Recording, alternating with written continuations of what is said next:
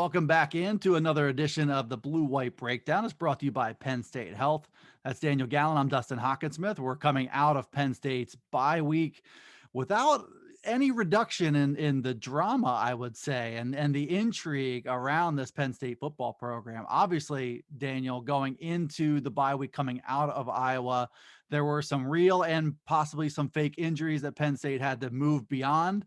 The big one, of course, Sean Clifford, starting quarterback. I think coming out of Iowa and even the early part of last week, you're kind of not ruling him out, but not expecting much from him. So now this week we go into it, and James Franklin talks with you guys on Tuesday. It's all about Taquan Roberson and Christian Veilleux, more or less a 50-50 split when it comes to practice reps. And now on Wednesday, Sean Clifford is out there participating in the media portion of it. And now the math goes down to 1/3, 1/3, 1/3. I ask you, Daniel, what do you make of all of this? The practice reps, the Sean Clifford appearance, how surprising that was, and what all this might mean. Yeah, it's been a lot, for lack of a better term. Last week, based on what James Franklin said during our Wednesday bye week availability, Sean Clifford wasn't out at practice. It was Roberson, Veilleux, and then you had Mike Yurcich in there with them throwing passes, the offensive coordinator. So based on that, didn't sound encouraging. Come back, hear what James Franklin has to say Tuesday. Again, not that encouraging with Clifford's availability for Illinois. And then we walk out onto the practice field outside the Lash building last night, and there's number 14. You kind of have to do a double take to make sure that it's not a scout team guy, that it's not someone, posing as Sean Clifford. You gotta verify. And it's him. He's first in line for all of the reps that they're going through. Obviously, it's only individual drills, and it's really easy to look good when you're working on handoffs or throwing routes against air. The ball still looks good coming out of his hand. It's hard sometimes with these elite athletes to kind of see how they move. They kind of have these, because the way that their bodies are, sometimes they have these weird gaits where you can't quite tell if there's something wrong with them, if they're limping.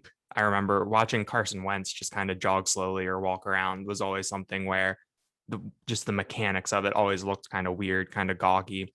So and bottom line is we still don't necessarily know what is going on with Sean Clifford. We don't know if he'll be able to play Saturday against Illinois. We don't know if he'll be able to play next Saturday against Ohio State, but he was on the field.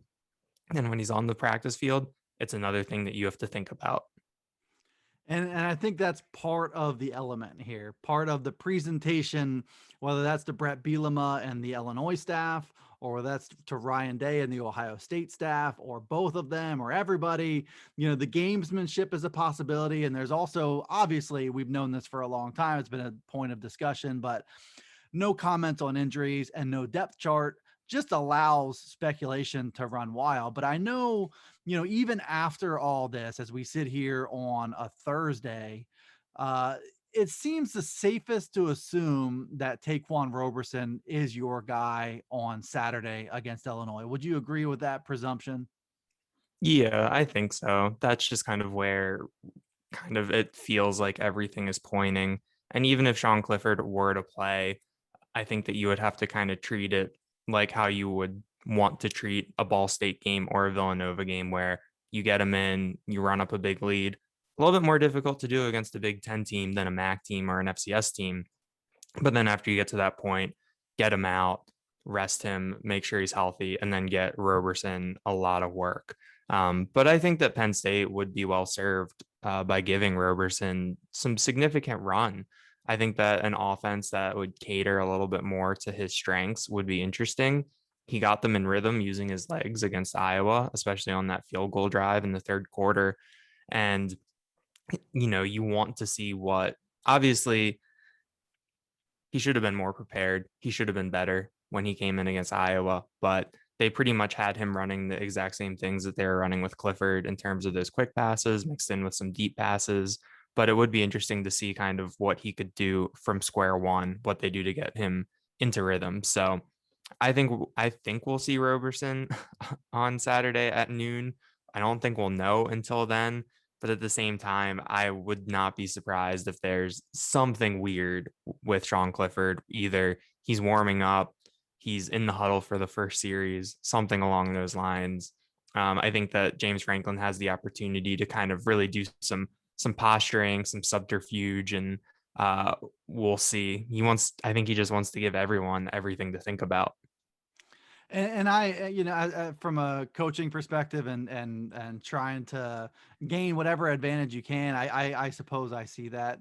What are the odds you think, one way or another, that you see multiple Penn State quarterbacks on Saturday? And I'm asking because one, Sean Clifford, I know they weren't exactly physical reps, but like he's out there in practice, and it would look like that he's angling to at least try and give it a go. So there's that possibility. There's also the other possibility this week that Taquan Roberson Christian Veilleux is closer than he probably should be in the competition with Roberson. If Clifford isn't unavailable, I'm interested to see if we could see Christian Veilleux as well. But just the whole dynamic, how you think that's going to unfold on Saturday. Yeah, I think definitely the most interesting thing that James Franklin said on Tuesday was that it's somewhat close between Christian Veilleux and Taquan Roberson. Taquan Roberson's in his third year with the program. He's a redshirt sophomore. Christian Veilleux is a true freshman who arrived in January and didn't even have a senior season at the Bola School. So I think that that was really interesting, especially when at the end of August, James Franklin said it was pretty obvious who the number two quarterback was that the players could tell who it was, that's how things were shaking out. So I think that you'll see Veilleux at some point on Saturday. The context though is interesting. I mean, I think that if you see him in a situation before the game is in doubt, I think that that kind of raises some red flags, raises a lot of questions. But if Penn State is up by 3 touchdowns in the fourth quarter, or maybe even 4 or 5 in the third quarter somehow, then I think you could see Veilleux, because Roberson was 1 snap away for the first 5+ games of the season, and then Veilleux was 1 snap away for the last 40 minutes. So I think that he's going to need to be prepared. You're going to have him ready. And I think part of it too is just kind of the reality of playing quarterback. I mean, James Franklin talks about it a lot, where the only way to get guys reps is to get guys reps. It's hard to get guys reps because for some of these guys, that means things aren't going well, that things are going wrong. So I think this is an opportunity for Penn State to get Veilleux work, get Roberson a lot of work, and just kind of get themselves right for what remains the rest of the season, especially if Sean Clifford has something that could linger or be re-aggravated, or something along those lines. And I think this is another part of the conversation. The word investment comes to mind. Investment before Iowa in getting Taquan Roberson game reps and practice reps and making sure he's as ready as he can be.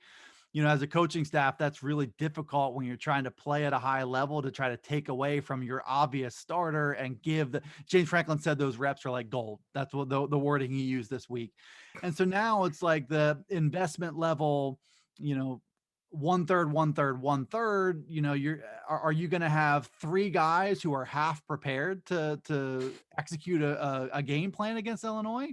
And then the other part of the word investment, I think, is, it would seem that there are breadcrumbs out there, specifically the fact that Christian Veilleux is somewhat close to Taquan Roberson, that maybe the investment on the players' end, there hasn't been that urgency of preparing as if he were the starter behind the scenes.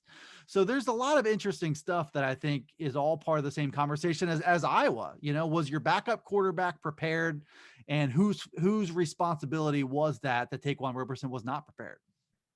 Yeah, it's been interesting to see the tact that James Franklin has taken when discussing Roberson publicly. After the game, he was asked about the pre-snap issues, and he said, well, that didn't happen when Sean Clifford was in there. And then kind of putting a little bit more pressure on Roberson through saying that Veilleux has made things close. I think that's interesting, and you assume that they know something behind the scenes about Roberson's psychology, that this is the best way to handle him. This is the best way to get whatever message that they want to him, because we know that James Franklin is really deliberate with everything he says. He uses those news conferences to deliver some messages. He kind of goes in there knowing what he wants to say, what he wants to get across. So I think that that's been pretty interesting when you factor in the dynamic. But I forget what the first what your first question was before getting to Roberson on that. Yeah, I mean, I was just looking at. I don't even know if there was a question in there necessarily. I think it's just just the idea of making sure that your reserve quarterback is ready to play is going to be an ongoing thing for a while now, and we just don't know without seeing behind the scenes. Did Roberson not merit more reps? Has he not merited more game experience in lopsided games? That'll be the interesting thing, and it does seem to me that was my first thought when I hear James Franklin go out of his way to say that this is somewhat close, because that's not something that any of us would have assumed, because as you mentioned before, it wasn't worded that way previously before the season began. So now it seems like a message is being sent to Roberson to feel that urgency. Nothing's being handed to you. You're going to have to keep working for this. Yeah, definitely. And in terms of the backup preparation, I think I talked about it with Bob after the Iowa game and talked about it with you last week, is that during that Ball State game and the Villanova game, there are kind of some moments where your internal clock kind of felt like, okay, this is when we're going to see Roberson. This is when they're going to finally take their foot off the gas, or this is when they're going to make the move. And it felt like that it was always kind of another series after that, which I think worked out in the Villanova game.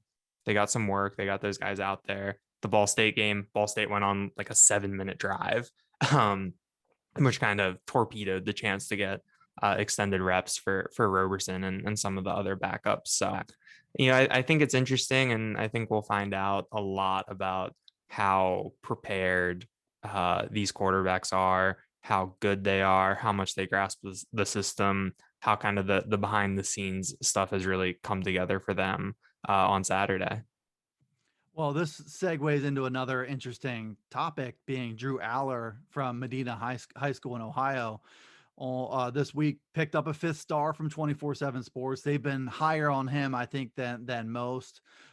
Is number 12 nationally overall in the 24/7 Sports rankings, and now the number one quarterback in America in that class. And this factors into the conversation, because if there's lukewarm feelings beyond Sean Clifford, let's say, on the Penn State roster, we could be looking at 2022, 2023 as maybe being a little bit more radical change than we might have been thinking before. Definitely. I think that that's the shadow that kind of looms for the quarterback room, that some these guys are going to have to make decisions after this year. Clifford was going to have to decide. He has the 6th year on the table. That'll be a decision, and then depending on how the rest of the season goes for Roberson and Veilleux, they'll have the transfer portal gives them options. It gives them an out. Obviously, obviously it wouldn't be the best if everyone leaves and then you're just left with 2 true freshmen coming in. So I think it'll be interesting to see how it shakes out. But Allar's rise has really been impressive to watch. When Penn State offered him at the end of January, he was a 3-star recruit. By the time he committed, he was a 4-star recruit. And now, if he, as expected, holds on through National Signing Day and signs, he'll come in as a 5-star recruit, which is pretty impressive. I mean, it is worth throwing out the caveat that the previous number 1 quarterback in the class was Quinn Ewers, who enrolled early at Ohio State. He reclassified to 2021 because of some NIL stuff. He had to make some of that kombucha money that he couldn't make in Texas. And he was the number 1 overall prospect in the class. So there is kind of some other external factors in play, kind of like how when Penn State moved into the number 1 spot in the recruiting rankings, it was directly tied to Ewers reclassifying and then another decommitment from Ohio State, where just kind of there's a lot of moving pieces that go into these things. But I think it's a good feather in the cap for Penn State, for Mike Yurcich, for James Franklin to have this type of quarterback in the mix. Medina is 9-0 this year, which is, I think, their best record ever. He's thrown for 31 touchdowns, 3 interceptions. It really does kind of seem like one of those Friday Night Lights dream season situations, which has been pretty cool to follow from afar. You did a little bit of raining on people's parade there with number one rankings. Just accept that he's number one, that Penn State was previously number one in the recruiting rankings. And let's not mention Quinn Ewers. Let's also not mention that they had about 8 more commits than the next class prior to losing that number one designation. But still, good class, really good player. Got in on the ground floor. I know James Franklin talked in some generalities about the idea of maybe having it be a little luck, but I think just evaluation, because the same thing happened. Not that anybody's encouraging the same situation to play out with Justin Fields back in 2018. He was not a elite quarterback when Penn State offered and he committed, but he grew into that. And the same thing's happening with Drew Allar, who does appear, just by the way, to be on very, very solid ground with his commitment, with the relationship with Mike Yursich, with the relationship with James Franklin.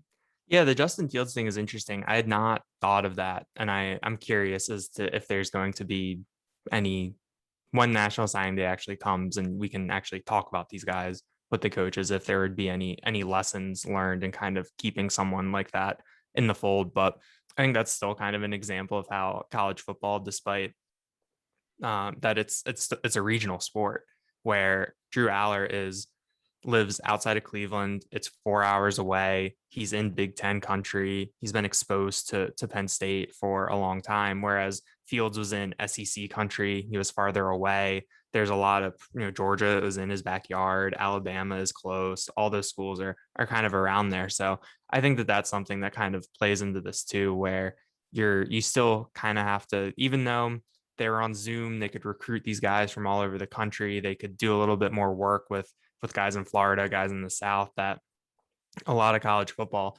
it's you're still made by what you're around, and what's in a 6-hour drive or 7-hour radius or something along those lines. And I think the Sean Clifford situation with coming back, not coming back, is part of the dialogue here. And not that it's obviously top of mind for any of this, but you do have guys who have eligibility left. PJ Mustipher being an example, with him suffering a season-ending injury. It changes the whole post 2021 plan for all these players, and it'll be interesting to see Sean Clifford whether he does or doesn't take that 6th year. I'm fascinated by all the thinking that's going to go into that decision. And it's not here yet. We still got some games to play. And with that in mind, Penn State, Illinois, 23.5 was the last point spread that I saw. And looking at everything that we've talked about so far, the quarterback situation, the high probability that a backup, likely Taquan Roberson, is leading this Penn State offense, it all kind of leads me to believe that Penn State is going to have a difficult time covering that point spread. Illinois has been playing like they're undermanned all year, and they're playing to try to shorten games and try to play mistake free and force some mistakes. And, they're 2-5. They are undermanned, but they, in situations like this, for a noon kickoff with a backup quarterback, likely, I don't like Penn State to be threatened really in this game, but that point spread seems very high to me with that. Yeah, it struck me as, when I saw it open at 17, I was kind of like, okay, I can see that, a 27-10 game, some 28-10, something in there. But when it took that big jump into the 20s, that kind of struck me. Illinois is still a Big Ten team. They haven't been necessarily good this year, but in their last time out, they lost to Wisconsin 24-0, which kind of gives you an idea, given what Penn State did against Wisconsin earlier this year, if you want to play the transitive game. But yeah, I mean, just a really big number, even with, and especially with the questions that Penn State has, the fact that even if the quarterback position is unsettled, there's not really answers at running back right now, that you can just kind of be like, okay, well, we'll start Taquan Roberson, but we'll hand it to the running backs 35 times and that'll take care of it. So yeah, I thought that was a very big, a very big number for a conference game, especially with, Brett Bielema has brought a level of competency to Illinois that it's hard to overlook. They're also coming off a bye. So I have Penn State 31, Illinois 10. Feels like a 3-score game. I think Penn State would probably want those 31 to come really early and really quickly. And that 10 for Illinois to come late. but we'll see how it actually plays out. So I picked it, I believe, at 21-6. Thinking that I think Penn State's offense might struggle to get to 24 given Illinois' style and their likely limitations. On Penn State's side, in this team's favor are a couple things. One is Illinois poses virtually no threat at all in the passing game. You look, they're a former quarterback as their leading receiver. He's averaging about 9 yards per catch, has a huge majority of catches. He's got 32 catches, I think. Isaiah Williams does, compared to like 11 or 12 for the next closest guy. If they're dropping back and throwing it, they're probably looking at him, and they're probably looking at him short. So Mhm. that's one. They wanna run the ball, and Penn State will be able to kind of condense that field. There doesn't seem to be a whole lot to gain of going defending beyond 15 yards or so. Like, this is going to be a compact field for Illinois. So that's in Penn State's favor. The defense has come to play in 6 straight games. I expect them to come in a 7th straight game. And then the other part of it is just this could be right around quitting time for Illinois. They're 2-5, bad last week against Wisconsin. Brett Bielema comes out this week and basically says, I don't have the players to win here, especially on the offensive line. We haven't found anybody who can play at this level on the offensive line.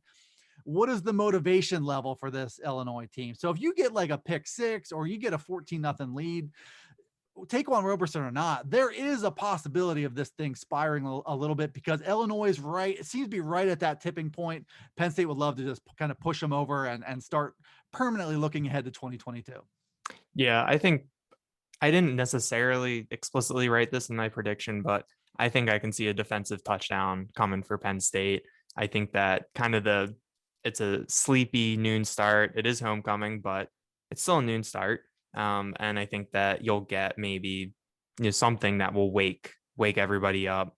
Penn State's come close to getting the defensive touch. Well, Jesse Luquette had the defensive touchdown, but Brandon Smith had the drop pick six. There's been some other kind of pretty close interceptions. So I think that there will be something that'll break the game a little bit. I think it is kind of hard to predict just this offense to score 31 based off what we've seen lately, but it's just really, really hard to see Illinois really putting up a fight for that significant amount of time for that long.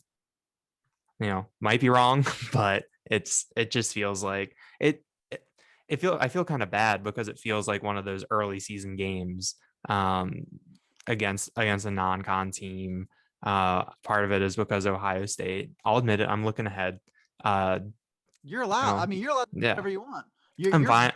Your focus isn't all that important, Daniel. I'm fine if I go 0-1 this week. That doesn't really that doesn't really hurt me that much.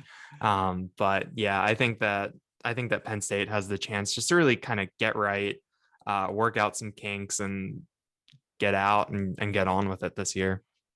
Make this as miserable an experience for Illinois as early as you can. And I think that leads you to the promised land. Those are our predictions, expecting a Penn State win, maybe a little bit of a muddy game. We'll see how it goes. We also, I think our collective prediction being Taquan Roberson starts at quarterback and plays at least a bulk of the snaps. But I will be interested to see how or when Christian Veilleux might get in the game and what Sean Clifford's status actually is. So lot to follow here. Only thing I'm sure about this week is picking a Penn State win. Who is leading it, how it happens, I got no idea. Well, that's what the games are for. That's Daniel Gallen, Dustin Hockensmith here, wrapping up another edition of the Blue White Breakdown. You can follow Daniel on Twitter at DanielJT You can also read and follow everything we do at PennLive.com/Penn State football.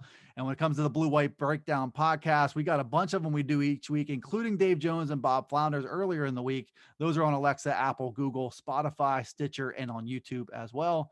Enjoy the game on Saturday. Thanks for tuning in, and we'll see you next time on the Blue White Breakdown.